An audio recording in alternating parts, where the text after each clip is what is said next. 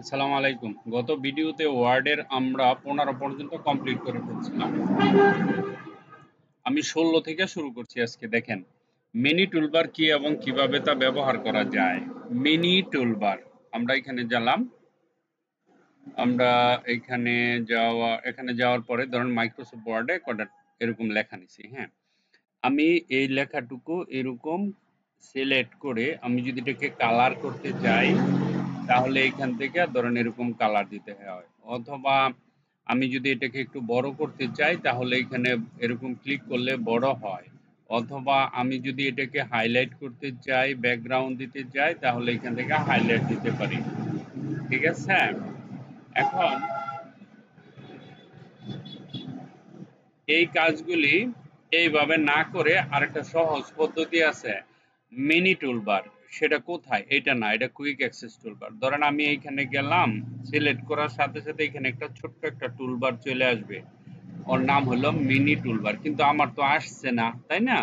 এটার জন্য আপনাকে একটা বুদ্ধি করতে হবে, বুদ্ধি না, এক জায়গায় গিয়ে একটা জিনিস অন করতে হবে।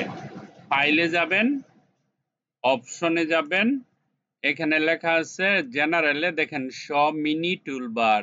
এই যে এইখানে একটা ক্লিক করবেন, এখানে একটা ওকে করবেন।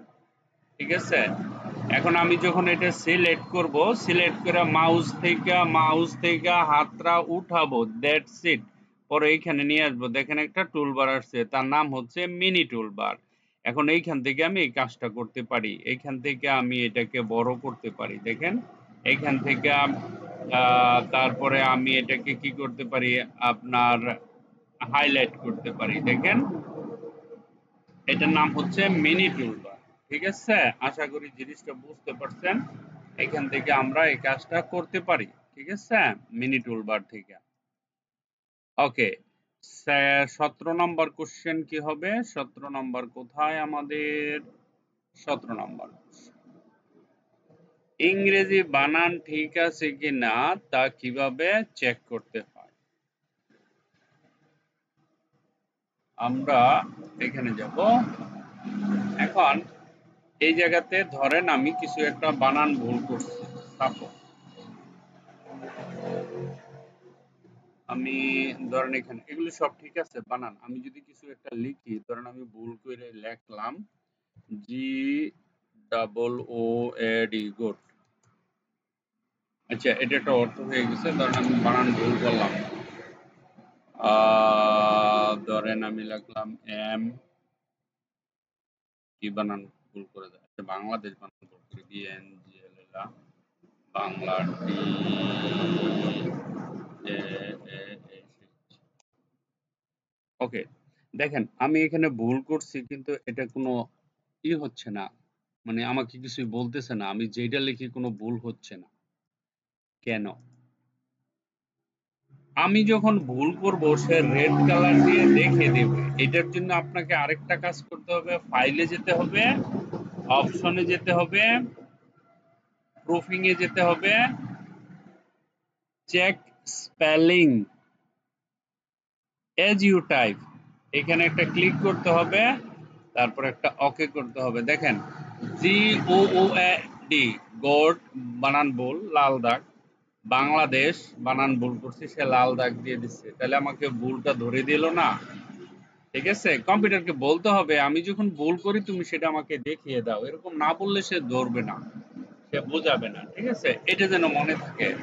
তো আমরা এটা বিভিন্ন কিভাবে ঠিক করতে পারবো, এখানে যাব, রাইট ক্লিক করব, ধরেন আমি এখানে গেলাম, এটার উপরে রাইট ক্লিক করে এই যে এখানে গুড আছে, এখানে রাইট ক্লিক করে বাংলাদেশ এখানে আছে, দেখেন শুদ্ধ হয়ে গেছে।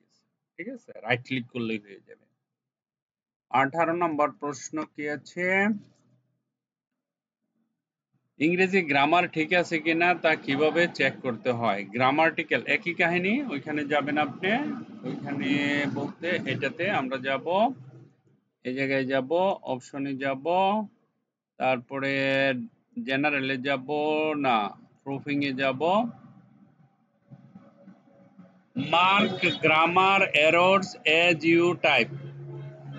আমি যদি গ্রামাটিক্যাল কোনো কিছু ভুল করি তাহলে সে এখানে প্রবলেম করবে। যেমন এটা গ্রামারের কিছু নাই, নিয়ম নাই, রাইট ক্লিক করে এখানে দিলে ধরুন এটা এখন আর গ্রামাটিক্যাল সমস্যা নাই। ঠিক আছে? গ্রিন কালার হইলে বুঝবেন যে গ্রামারের কোনো সমস্যা আছে, লিখতে সেন্টেন্স বানাইতে উল্টাপাল্টা সেন্টেন্স করলে এরকম হবে। হ্যাঁ, স্পেসের ইস্যু থাকতে পারে সেটা। ওকে, সিম্পল। তো আমরা এখন যাব 17, 18, 19 ইংরেজি গ্রামার। ঠিক আছে, হোম মেনুর অধীনে কয়টি গ্রুপ আছে তাদের নাম বলো। একেবারেই সিম্পল, হোম মেনুর অধীনে কয়টি গ্রুপ আছে আপনাকে বলতে হবে। আমরা ওয়ার্ডে চলে যাচ্ছি। দেখেন এটা হলো হোম মেনু, একটা গ্রুপ হলো ক্লিপবোর্ড, একটা গ্রুপ হলো ফন্ট, একটা হলো প্যারাগ্রাফ, একটা হলো স্টাইল, একটা হলো এডিটিং। একটা, দুইটা, তিনটা, চারটা, পাঁচটা গ্রুপ আছে হোম মেনুর অধীনে। ওকে, তারপরের প্রশ্ন হচ্ছে ইনসার্ট মেনুর অধীনে কয়টি গ্রুপ আছে তাদের নাম লিখো। ইনসার্ট মেনুটা পাবো কোথায়? ইনসার্ট, একটা গ্রুপের নাম হচ্ছে, কি কি গ্রুপ আছে আমরা দেখেন এখানে, এগুলো পেজ, এই যে এইখান থেকে এই পর্যন্ত একটা group, page group, table group, illustration group, তারপরে লিংকের গ্রুপ, হেডার ফুটার গ্রুপ, তারপরে টেক্সট গ্রুপ, স্যাম্পল গ্রুপ, এগুলো সবগুলো হচ্ছে গ্রুপের নাম। ঠিক আছে, নেক্সট কোশ্চেন হচ্ছে কাস্টম কভার পেজ কিভাবে বানাতে হয়। একেবারে সহজ, কাস্টম কভার পেজ আমরা এখন বানাবো। ধরেন এখানে আমি একটা কাস্টম কভার পেজ বানাবো। সর্বপ্রথম এখানে ক্লিক করব, একটা ব্ল্যাঙ্ক পেজ নিব উপরে, এটার উপরে এখানে একটা কাস্টম, ইনসার্টে যাবেন, ইনসার্টে গিয়ে শেপে যাবেন, শেপে যাওয়ার পর একটা রেক্টেঙ্গেল নেবেন। ঠিক আছে, রেক্টেঙ্গেল নিয়ে পুরো পেজটা কভার করে দিবেন, একবারে সম্পূর্ণ, কোথাও যেন বাকি না থাকে। আমরা একটা কভার পেজ বানাবো। এই যে দেখেন, কোনো খালি রাখা যাবে না, আমরা জানি কভার পুরাটা কমপ্লিট করে। এরকম নেবেন, এখান থেকে আপনি বিভিন্ন অ্যাঙ্গেলের স্টাইল দিতে পারেন, প্রিসেট দিতে পারেন। ঠিক আছে, কভারটা পুরা হয়ে যাবে। তারপরে এখানে আপনি এটার উপরে যদি পুরা কোনো বিল্ডিং এর ছবি বা কোনো কভার পেজ, কোনো পিকচার টিকচার দিতে চান, পিকে যাবেন। পিকে যাওয়ার পরে ধরেন আমরা ডেস্কটপে গেলাম, ডেস্কটপে যাওয়ার পরে ওয়ার্ক ফাইলে গেলাম, এফএলআর এর ভিতরে গেলাম, এখান থেকে একটা ছবি নিয়ে যাব। ঠিক আছে, আমরা একটা কভার পেজ দিতে চাই, ছবির জন্য কভার পেজ ধরেন এখান থেকে আমরা এই পেজটা নিলাম। আমরা যখন এখানে ধরবো দেখেন এখানে একটা আমার কভার পেজ হয়ে গেছে এটা। হ্যাঁ, এখন প্রশ্ন হচ্ছে এটার উপরে লিখবো, এখানে একটা আমরা একটা ব্র্যান্ডের লোগো দিতে পারি। এখানে যাবেন, হ্যাঁ, না এখান থেকে আমরা একটা লোগো নিতে পারি। ধরেন আমি এখানে একটা, এই জায়গাতে একটা লোগো ফিক্স করে দিব। এখানে যেতে পারেন, এইভাবে গিয়ে পিকচারে গিয়ে এখান থেকে একটা লোগো আপনি নিয়ে নিতে পারেন। ঠিক আছে, ধরুন আমি এখানে গেলাম, ইনসার্ট করলাম, দেখেন একটা লোগো, ব্র্যান্ডের লোগো হয়ে গেল। এখানে গেলেন, লোগোটা যদি আপনি শ্যাডো দিতে চান শ্যাডো দিতে পারবেন, যা মনে চাই সেটাই করতে পারবেন, কোনো সমস্যা নেই ব্র্যান্ডের। ওকে, দেন আপনি চাইলে আর অনেক, ঠিক আছে, তারপরে আপনার ধরেন প্রতিষ্ঠানের নাম এখানে লিখতে পারবেন, একেবারে সহজ, লেখার কোনো ব্যাপার না, আপনি এইভাবে নিতে পারেন। এই যে এখানে দিতে পারেন,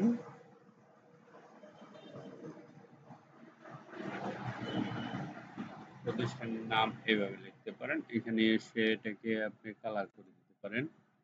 ধরেন আপনি হোয়াইট কালার করলে হোয়াইট কালার, যদি আপনি এখান থেকে গাঢ় কালার করতে চান এরকম গাঢ় কালার, যদি আপনি এখানে পার্পল কালার দিতে চান পার্পল কালার। ঠিক আছে, তারপরে এখানে লিখতে পারবেন ECZ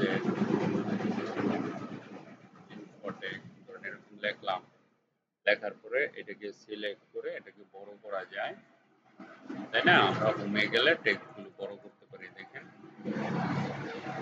হ্যাঁ,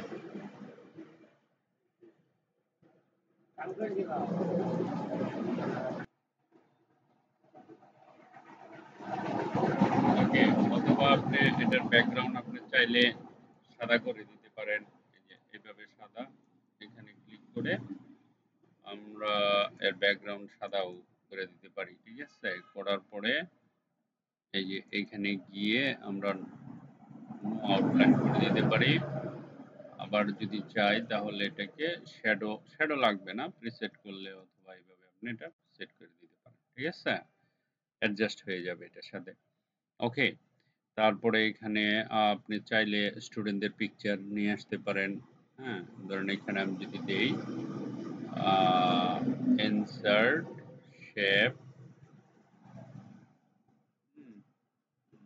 ধরেন আমি যদি এটাই নেই,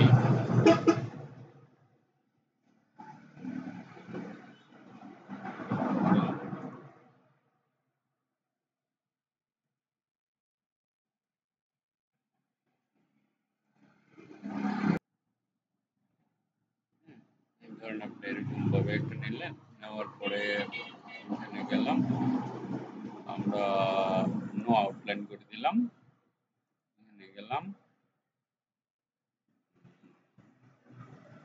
নিতে পারি। আর কালারটা আমরা ধরেন হালকা হালকা পার্পল নিতে গেলে এখানে যাবেন, এই যে এরকম টাইপের, এটার সাথে অ্যাডজাস্ট করতে গেলে আপনি হয়তো বা এরকম টাইপের একটা কিছু পাবেন না। যদি কেমন দেখা যায়, চলেন এখানে ক্লিক করতে পারেন, ঠিক আছে। তো আর এটা কালারের কি দরকার, আমি তো পিকচার নেব, পিকচার নেবেন, এখানে যান, এখান থেকে ধরেন বাচ্চাদের ছেলে মেয়েদের ছবি আছে না, ওরকম ছবি নিয়ে নেবেন। এখানে তো ছেলে মেয়ে নাই, আমি একটা এমনি দিয়ে দিলাম, ঠিক আছে, ধরেন এটা, ঠিক আছে। এখানে বাচ্চাদের ছবি থাকবে, স্টুডেন্টদের পড়ানো থাকবে, এটা একটু বড় করতে পারেন চাইলে আপনি। মানে কভার পেজ তো জানেনই কিভাবে দিতে হয়,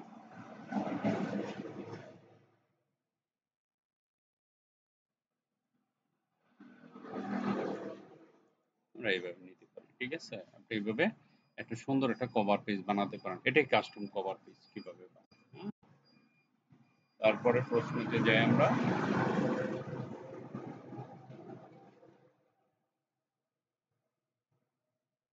ডকুমেন্টের ভেতরে খালি পেজ কিভাবে দিতে হয়।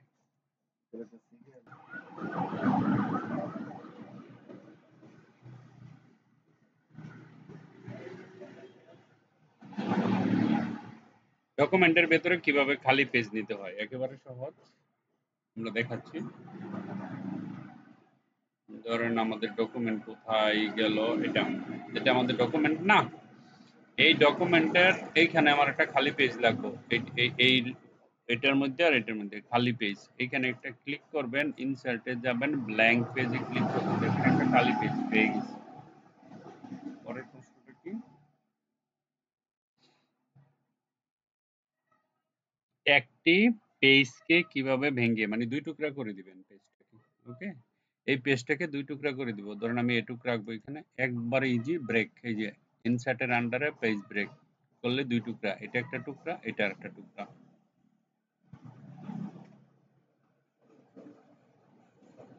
একটি টেবিল কি কি উপায়ে বানানো যায়,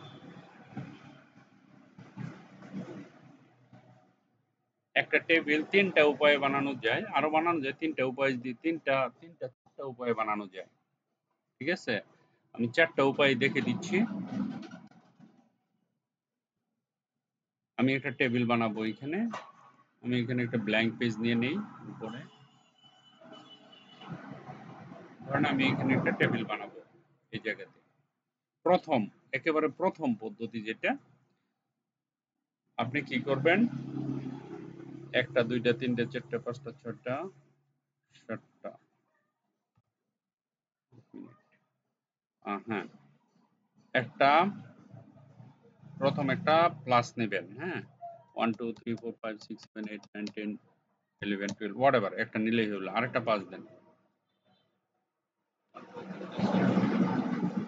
1 2 3 4 5 6 7 8 9 10 11 12 প্লাস 1 2 3 4 5 6 7 8 9 10 11 12 1 2 3 4 5 6 7 8 9 10 11 12 plus 1 2 3 4 5 6 7 8 9 10 11 12, একটা এন্টার দেন, বাস একটা টেবিল হয়ে গেল। ট্যাব দেন, ট্যাব দেওয়ার পরে দেখেন আপনার টেবিল হয়ে যাচ্ছে, ঠিক আছে। এটা হলো একটা পদ্ধতি। আর দ্বিতীয় পদ্ধতি হচ্ছে এখানে যাবেন, এই যে এখানে ধরেন আপনার আপনার মতো করে টেবিল বানান, ঠিক আছে। ওকে, এখন আবার যান ইনসার্ট, এখানে গেলে এই যে ইনসার্ট টেবিল, এখানে লেখেন ধরেন আপনার 6টা কলামের দরকার, 5টা রো এর দরকার, এন্টার করেন, দেখেন টেবিল হয়ে গেছে। আবার আসেন এখানে টেবিলে যান, ড্র টেবিল, দেখেন ড্র টেবিল, এখানে যাবেন। তো আপনি আপনার মতো করে টেবিল ড্র করতে পারবেন। এই দেখেন এটা দিলাম, এখান থেকে এটা দিলাম, আরেক পেজে গেছে তো আমরা এইভাবে নিতে পারি। এটাতে ধরেন এখানে গেলাম, কি হইতেছে, আচ্ছা আমরা একটু নিচে যাই, এখানে গেলাম। আপনি কি করতে পারেন, এখানে ইনসার্টে যাবেন, টেবিলে যাবেন, ড্র টেবিল, ঠিক আছে? এই যে এটা থেকে ধরে এটা টান দেন, আচ্ছা এটাই দেখায়, এখানে যাবেন, এই যে দেখেন আপনি কলাম করতে পারতেছে। এটা এইভাবে আমরা একটা টেবিল বানাইতে পারি। তাহলে কয়েকটা পদ্ধতি দেখাইলাম না, এটাই ছিল। ওকে ওকে, দেন আমরা টেবিল করতে পারি। টেবিলের পরে আর কি নিতে পারি, এখানে ধরেন পরের প্রশ্নটা দেখি আমরা। আমরা এখানে পরের প্রশ্নটা নিতে পারি, একটি পেজকে কিভাবে ভেঙে ফেলতে হতো করলাম, কুইক টেবিল কিভাবে ফরম্যাট করতে সেটাও দেখাইলাম, কুইক টেবিল ফরম্যাট কিভাবে করবেন এটা তো দেখাই নাই। ওকে, আমি ধরেন মাইক্রোসফট ওয়ার্ডে গেলাম, এখানে একটা কুইক টেবিল ফরম্যাট করতে, ঠিক আছে? কুইক টেবিল ফরম্যাট কিভাবে করে, ধরেন আমি এখান থেকে বের হয়ে আসি আগে, এই যে থেকে বেরিয়ে আসি, হ্যাঁ, এখানে যাব, এই যে কুইক টেবিল আছে না, এখানে যাব, জাস্ট যে কোনো একটা টেবিল নেবেন, হ্যাঁ, টেবিল নেওয়ার পরে এই টেবিলটা আমি ফরম্যাট করব, এখানে গিয়ে যে কোনো একটা, এখানে আরো আছে, এখান থেকে যে কোনো একটা নেন আপনি, কারণ আপনি যদি এটা নেন, দেখেন এটা ফরম্যাট হয়ে গেছে, ঠিক আছে? তারপরে আবার ধরেন আপনি এটাকে ধরে এভাবে নিয়ে এখান থেকে এই যে হোম থেকে গিয়ে এখানে আমরা বর্ডার করে দিতে পারি, তাহলে এটা অল বর্ডারও হয়ে যাবে, ঠিক আছে? ওকে, এই যে ধরুন এটাকে নিলাম, আমরা চাইলে এখান থেকে অল বর্ডার করে দিতে পারি, দেখেন, ঠিক আছে? এটা হলো কুইক টেমপ্লেট ফরম্যাট।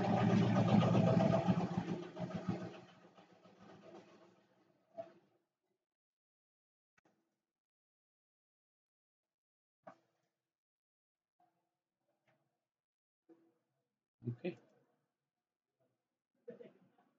এগুলি একেবারে সহজ প্রশ্ন, আপনারা এগুলো পারবেন, না পারার মতন কিছু না, সবই পারেন। মানে টেবিল ফরম্যাট করবেন, তারপরে মাইক্রোসফট ওয়ার্ডে কাজ করার সময় হঠাৎ কম্পিউটার হ্যাং করলে কি করবেন, ডকুমেন্টে ফটো এনে কিভাবে ডিজাইন করবেন, আপনারা রাখা কম্পিউটার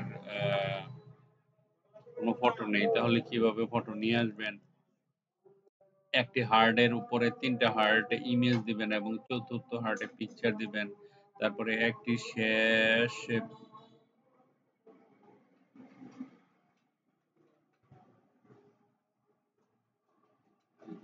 লেখার পিছনে ছবি কিভাবে নিবেন পেটে, ঠিক আছে? তো এটা কমপ্লিট হয়ে গেল 30টা, আমাদের 30টা আপনারা কমপ্লিট করেন, তাহলে টোটাল 60টা, আগের 30টা আর 30টা টোটাল কমপ্লিট হলো 60টা। ওকে, থ্যাংক ইউ।